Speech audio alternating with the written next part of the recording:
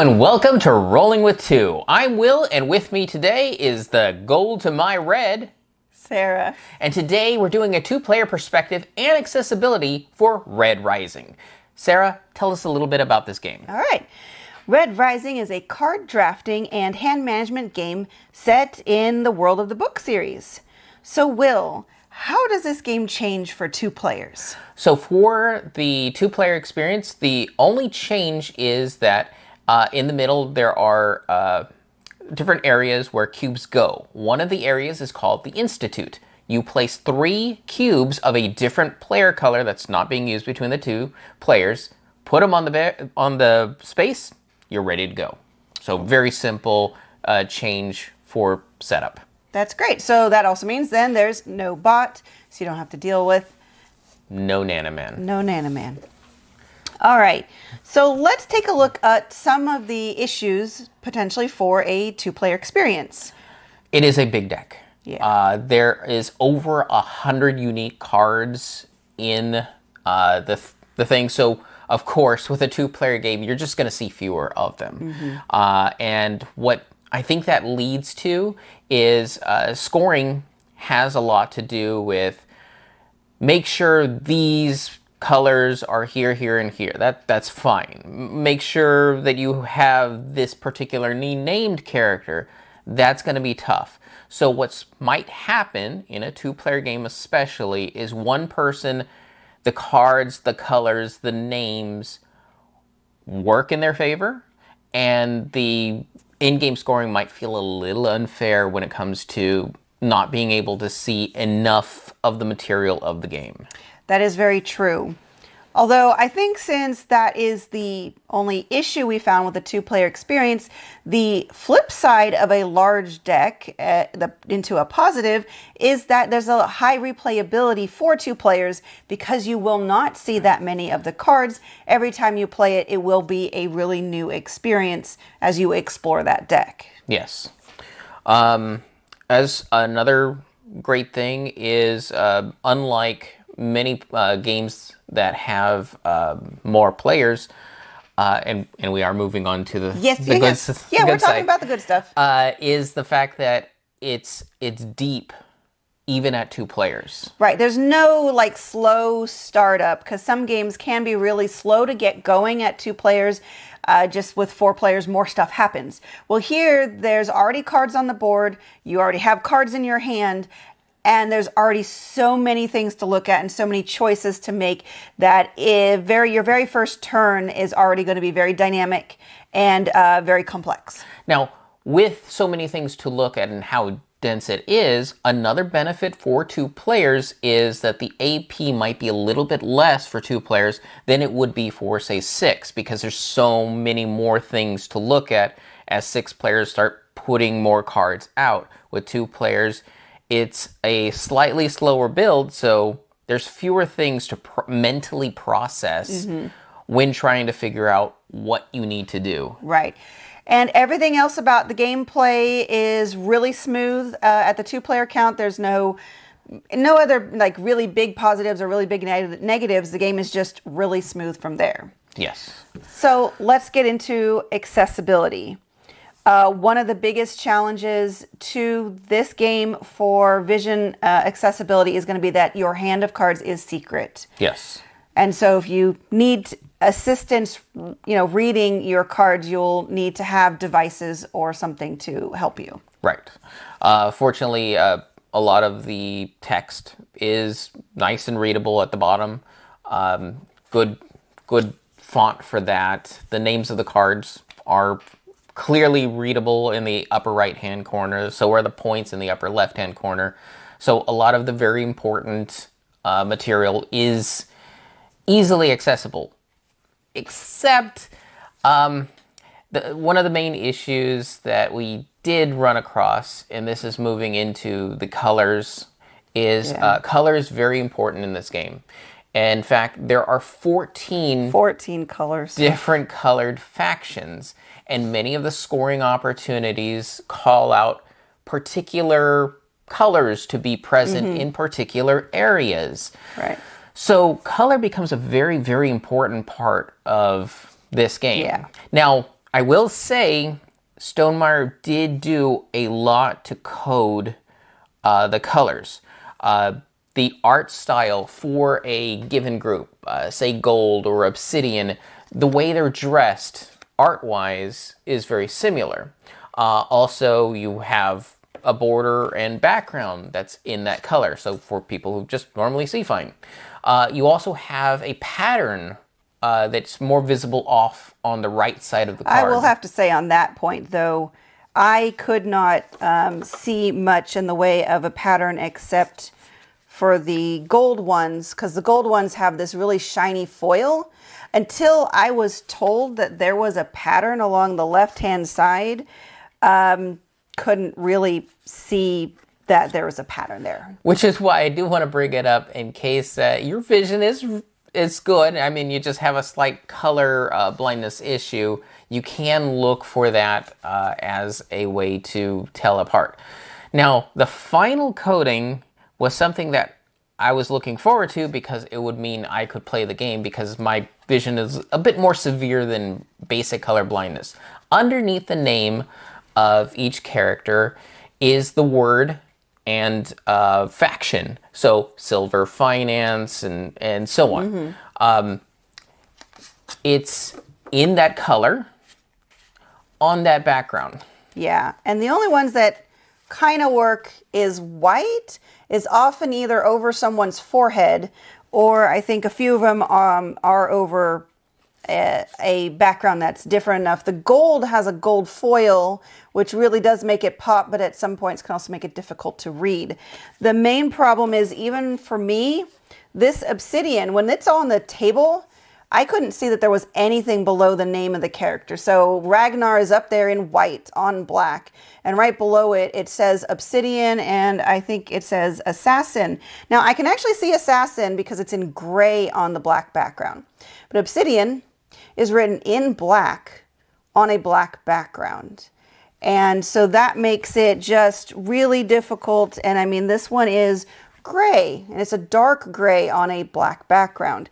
So for being usable in a visual accessibility aspect, it fails to hit its mark because it color codes it for those who are visually abled, and in the process of making it look pretty for people who can potentially see it, it makes it unusable as an accessibility feature. And I'm saying that's if you can see it. Every time I came across an Obsidian card, I'd have to pick it up and tilt it just in the right way so the light overhead would actually hit that word and I'd actually be able to read it. Now, granted, I can see that it's black because I don't have colorblind issues, so I can see the whole thing is black or the black background. I don't see a pattern on the left side, so maybe I do have some issues because I'm guessing that there's supposed to be something there, but all I see is black. So I've had this discussion with other designers for other games, and it just seems to be one of those things. You want to color code white as white if you're using the word and black as black because it looks pretty for those who can see it. But as soon as you make that choice for people who are sighted and don't need it as an accessibility feature, it becomes, like I said, unusable for those who actually need to use it to be able to actually play the game. Yeah, and like I said, because of my issues with sightedness, it became the breaking point, so we couldn't actually finish playing the game. Nope. Another big accessibility issue that I want to point out is for those people who feel overwhelmed when it comes to a lot of choice and are finding themselves AP prone, and that in essence ruins games for them because it's, you know, too much to mentally process. This game will challenge you on that level. So if you are AP prone and you find yourself not liking what's going on in that experience, this might be another issue accessibility wise because of the cards you have to read in your hand, the cards out on the board. It just keeps building up, and as you play the game, that only gets even more so rather than less. Right. And then one last thing, and now this could just be specific to the collector's edition that we got. All the pieces are really nice metal, but the problem is the color differences between them are not so good. These two, one of these is kind of golden. One of them is like a tarnished metal. I think it's a copper or bronze. One of these is pink and the No, other's one's purple. red, one's violet. They both look pink to me. And then Different hues, though. Different hues. But then this is blue and green, which most of the time I can see the difference. But sometimes when just glancing at it, the blue and the green are not very different. So I love the metal pieces. And I like that there's differently shaped things. You've got these red gems as well. And otherwise everyone has little cubes. So the different shapes are good, but when it comes to the metal coloring of them, they are very similar in hues and could be very difficult to tell apart. Now keep in mind that might only be an issue with the collector's edition. Right.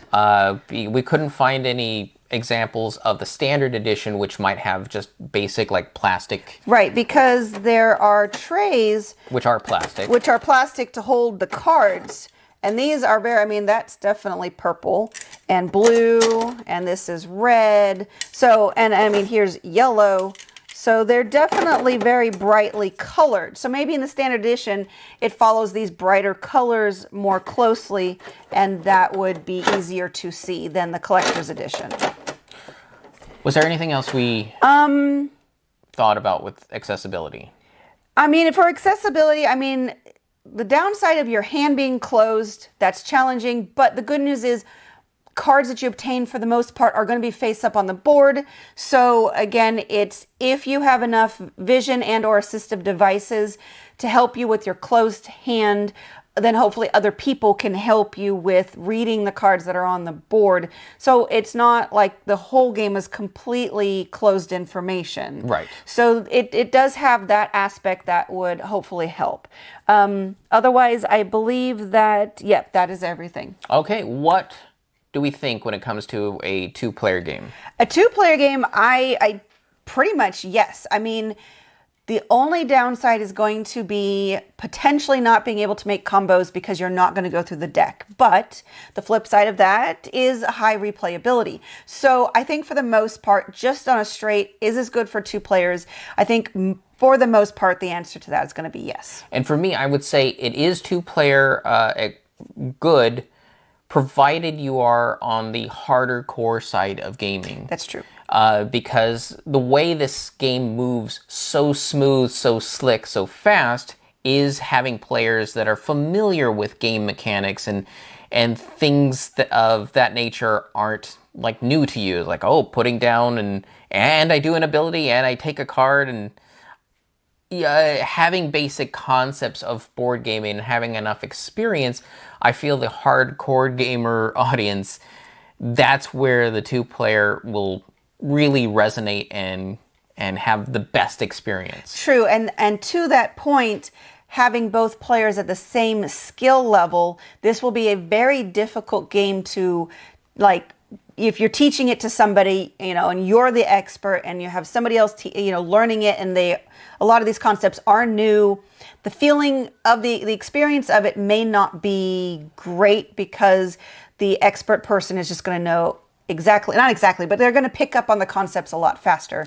Well, not only the expert player, but the person with more familiarity with this game. Because I believe the more familiarity you have with the game, the better you're going to do with it. That's true. Because you'll have a better idea of this faction is known to do this sort of thing, and this faction does this sort of thing, and you have a better and better facility manipulating the game and doing what you want it to do. True. This is a highly tactical game, and so your knowledge of how it works and how all 14 of the different factions work is going to make it so much easier for you to play. So playing it with two players that are equal level, hardcore gamers, I think this would be a really good choice. Okay, as far as accessibility. For accessibility, if you have colorblind issues, I would definitely say take a look at this. You could be perfectly fine with it. Again, there are 4 ways that they've coded the game. And so if it's just colorblind is a problem, you might be okay, but take a look at someone's copy in person. Don't trust the photos you see online because your computer, the screen backlights it and makes it easier. Because I tried to take photos of how difficult I was having seeing the cards, and the photos showed I could read Obsidian on the black background very easily in my photos, and it's because of that backlighting on monitors. So don't rely on pictures or what you see on the TV. And we talked with a gamer who has colorblind issues, has played this game, was perfectly fine. Right.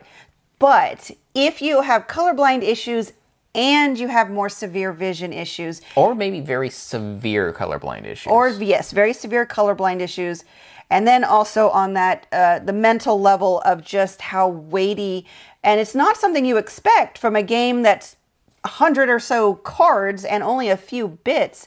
Most people don't expect that heaviness and that crunchiness from a card game, but there's just so much dynamic between all the cards, between what you're trying to build up. So those groups of people, this game is probably not going to be very accessible for. Yeah, so again, extreme visual issues. I know I'm very rare in that case, but if your colorblind issues goes through the roof in terms of being bad, or you're very, very prone to analysis paralysis, you're probably going to have a really tough time with the game. So right. Just keep that in mind. With that said, we will not be doing a Rolling With reviews for this game because we weren't able to play the game. Yeah, we at least like to play a game twice before doing a video, if not more times, and not being able to even get through 5 rounds of it before we were both his vision and I was suffering from AP and struggling with the choices being made in the game. So we both just said, let's stop. We can still do this video about it because we do want to share this experience with people so that hopefully it will help other people to either wait, not buy it, but play someone's game, play someone else's copy of it, or take a look and be like, yeah, I really like heavy games. And, me and the person that I play with, we always play too, but we can do this. So we're hopeful that this will help you in that respect. Yeah. So if any of all of that sounds interesting to you, please check out Red Rising. Yeah. And if you have any questions, concerns for us, you can reach us at any of the social medias at Rolling With 2, that's TWO. We're on Twitter, Facebook, Instagram. On YouTube, please like and subscribe. And remember, why would you ever roll with just one when you could be rolling with 2?